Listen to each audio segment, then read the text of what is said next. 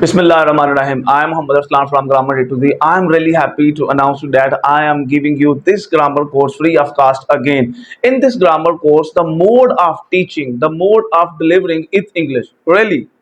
Because learning English involves three things: understanding, speaking, and writing. And speaking is the 33%, writing is 33%, and understanding is 33% also.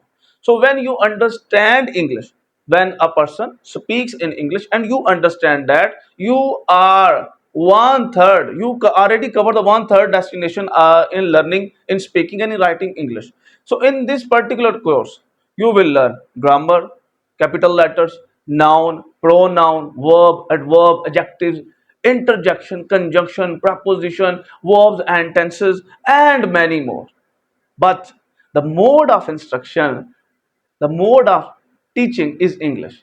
I am really enthusiastic and happy to tell you that when and know you know the English very well. If you are a student and you are preparing for competitive exams, this course is really helpful for you. And I try my best to deliver this course in easy English.